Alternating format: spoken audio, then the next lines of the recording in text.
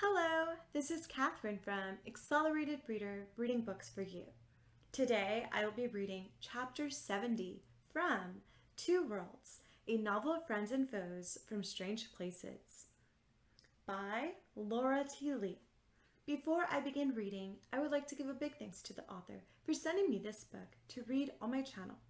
In the description below, I've included links where you may find and purchase this book. Don't forget to like and subscribe. Chapter 70. As soon as Lily placed her foot on the marble floor, a lizard zipped out through the doors. She barely managed to flatten herself against the wall to avoid being run over. Keeping her back against the wall, Lily successfully got inside without another 900-pound lizard smashing into her. In the dim light, she could tell she was in a big room, with nothing but a small glass replica of the bubble that surrounded the building in the middle of the floor. The lizards came from a hole directly in front of it, crawling out so fast that if you blinked, they were already gone. They sped out one by one in a line. Lily skirted behind the monsters to where the bubble sat. She realized that there was a very tiny model of a building inside in the center of the bubble, which meant the bubble was probably connected to something important. She considered the consequences. The bubble sculpture obviously represented the oxygen dome around the building. If it broke, tons of water would come crashing down on her. But that was heavy enough to crush a lizard flat, especially if the building collapsed. Lily braced herself and kicked the bubble into the wall. The glass broke silently. Lily could hear the deafening sounds of water crushing down from outside.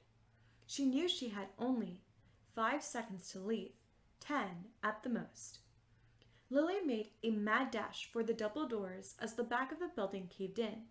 Her shoes slipped on the polished marble as she kept her eyes on her path. She no longer cared about the 900-pound lizards. All she wanted to do was save herself. Lily sprinted through the doors and hit the cold water like a brick to her face as the rest of the tower collapsed into a cloud of debris and swirling dust. Where the building entrance was, there was nothing but a large slab of stone. Lily had a feeling the whole was gone, wiped out of existence. Well, there was nothing else to do underwater. Besides, her air was running out. Lily swam for the surface. Lily's fears were confirmed as she dragged herself onto shore. The day had turned scalding hot, and New York City was overrun by the monstrous lizards. What used to be the Special Operations Team was scattered near the edge of the harbor, lying on the ground. It didn't take long for Lily to find Anna, who stumbled over to her. "What on earth was that?" Anna demanded.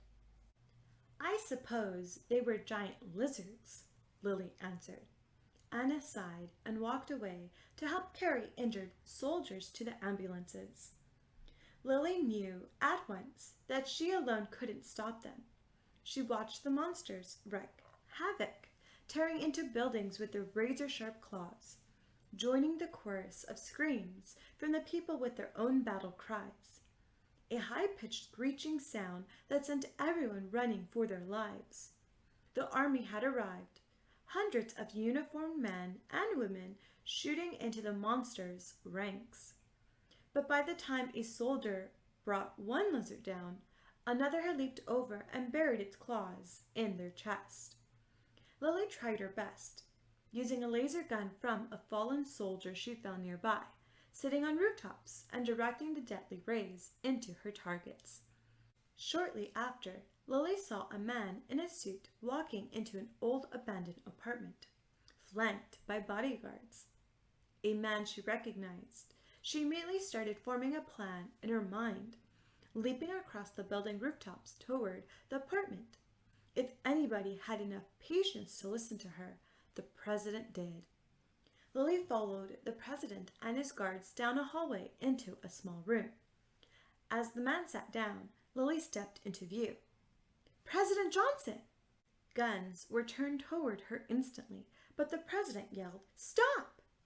One guard scowled. "But sir—" "I have information that may help you," Lily blurted out. George Johnson glared at the soldier until he put down his gun, then turned to Lily. "What do you want?" Lily stepped forward carefully. "Your armies aren't enough to stop the invasion.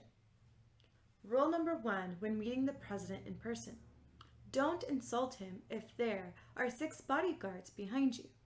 Lily heard weapons cock, but the president's face only took on a look of concentration. "Go on." The words tumbled out of Lily's mouth before she could stop them. "The lizards.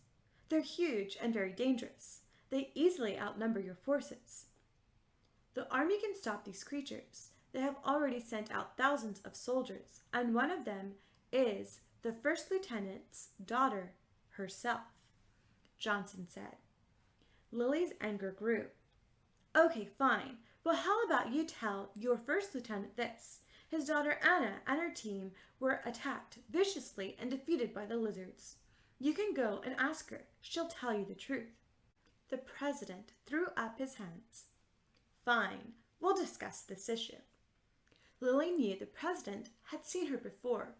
Her father was a world-famous businessman running around 24/7 to answer his bosses, aka President George Johnson, calls.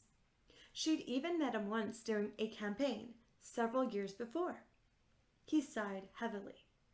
"You're Jason's daughter, aren't you?" Lily nodded. "Yes, my name's Lily."